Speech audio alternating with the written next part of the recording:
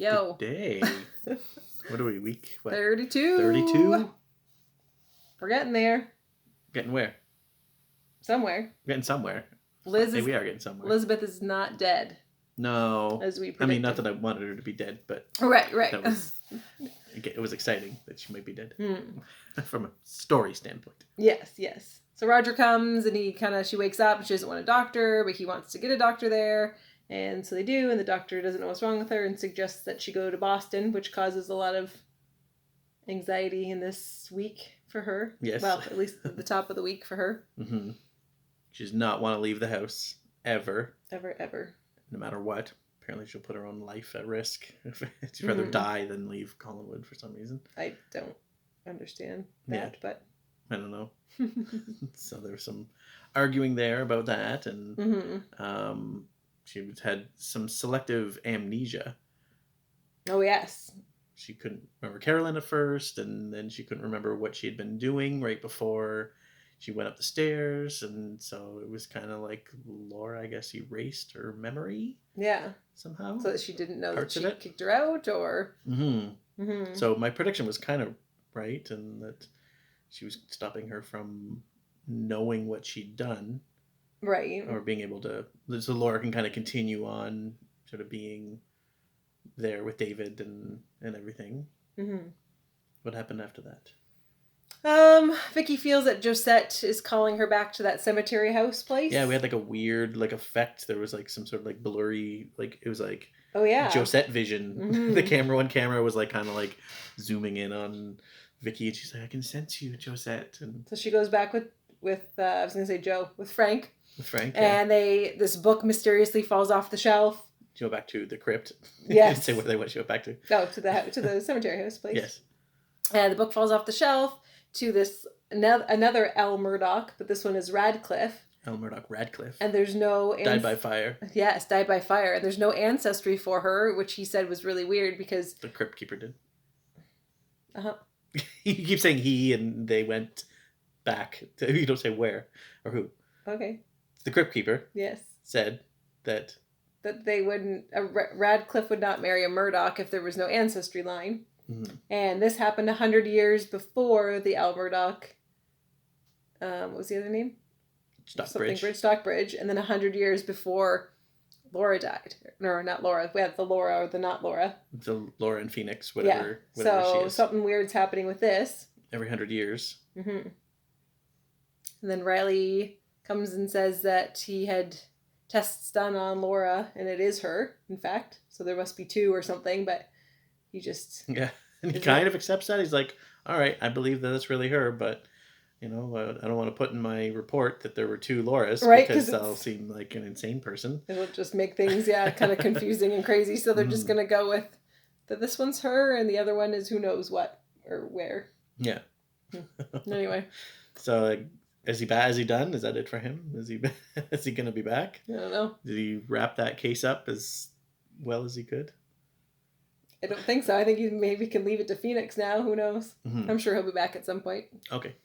Then Liz is very upset because she's trying to get someone to promise that they won't send her away, promise that Laura won't take David. She goes to everyone. She talks to Carolyn and she talks to Vicky and she's just like, no one can help. You guys are too young. You don't understand. Yeah. So she's just very upset about that. And then for some reason they leave her in the room alone. And she sees this figure in the window, which I'm assuming is Laura. But she'd seen earlier. There was someone had appeared earlier in the previous or a couple episodes before that. It appeared in her room as just a shadow person. And it disappeared, and then she kind of went crazier again and was saying weird things and something about a rock and a fire and a something. I don't know what she was saying. Maybe about a rock. And that was what had led Vicky to think of the cemetery again. Right. So Laura appeared to her. Yes. In the room, actually appeared in the room. But again, we don't know. Is she projecting herself? Is she teleporting? Is she... It seemed to be, because then all of a sudden she was downstairs with everyone else. So it seemed... I guess she could have come through the front door. Or come down the stairs. Who knows how she got there. But they didn't know she was up there. And Liz was trying to remember and she was starting to remember, but then weird, starey Laura was just like doing whatever, putting a hex on her, doing her voodoo. Doing her voodoo do the on her. voodoo that you do. Yeah. And then she was downstairs and she was talking to Roger and saying it actually might be better for them to get the divorce and the David stuff squared away with Liz at the hospital. Right. And then she's like, oh, you don't have to worry about her. Or Liz doesn't want. You don't have to worry about her talking anymore or something like so obvious. And then Carolyn screams. Cue Carolyn screaming upstairs, and we see Liz is in a trance, I guess. She's just staring and she can't talk and she can't move. Mm-hmm. So Laura did something before she came downstairs, I guess. Mm-hmm. More of her voodoo on her. But luckily Frank knows a parapsychologist, Dr. Guthrie, who he's calling in to come and check things out because the doctor can't figure it out and she doesn't want... Carolyn is refusing to let her go for testing, basically, and so he comes over, handsome little fellow, and we can't go there quite yet. Oh, because what else do we have? Well, David and Laura have a nice little day, and they build this fire, and they make a plan that David can build the fire for breakfast, and then he tells Vicky, and Vicky says, "Nope, you're behind on your schoolwork," and she kind of makes a suggestion that Laura come there, but David's just like, "You don't want her to come, you don't want us to see each other," and so he tells Laura that, and Laura kind of overhears, and she comes in, and she kind of sticks up for Vicky a little bit, but then holds it against her and saying that I made things easier for you, so maybe you can make things easy for me. Yep. She's just trying to get her own way. Yeah. Okay, and then we can go. Then Dr. Guthrie. We got a new visitor. Comes. And he... Ghostbuster? Yes. Whatever he is. So he shows up, talks to Vicky for a bit downstairs, and she kind of tells him a bit more about what's going on. Well, he kind of got the basics from Frank, apparently. While Roger and Carolyn argue over if Liz should go to the hospital or not, and who has the rights to do what, and he's going to go to Garner and figure that out. Who would you think would have power of attorney? I think they had said Carolyn does. I thought they did too, but I don't know if they were clear on that, but Roger seems to think that there might just be certain things that Carolyn has say in, and maybe he has things say in other things, or he'll try and argue that anyway.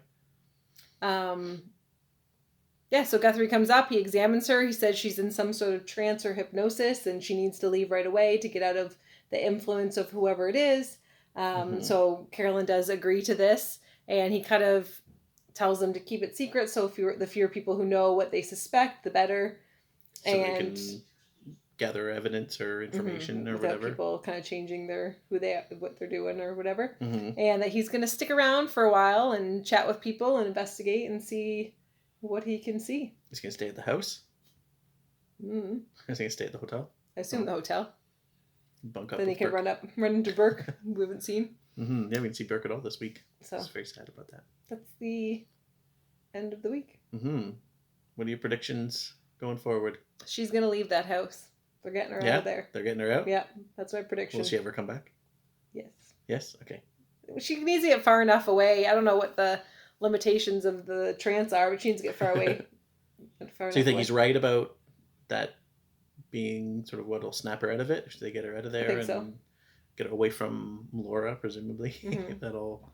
I don't know how far it would be, because she had Sam under a trance, but they were still in the same town, so I don't know. Right. Well, if she's going to Boston, like they suggested before, that would maybe be far enough. Pretty far. But who knows? If she can somehow teleport all the way from Phoenix to Collinsport in a day, who knows what her abilities are, so maybe she could just go to Boston. Teleport there and get her back into the trance and come back. Yeah. So, I think that Guthrie is going to chat with Laura and kind of feel some weird voodoo vibes from her. Yeah, so. I think he'll for sure pick up on something's not right about this woman. I think she's the influence that's... If he doesn't, that's disappointing. Yeah, exactly. Then otherwise, what's the point of this character coming into the show? All right, what do you got? Anything else?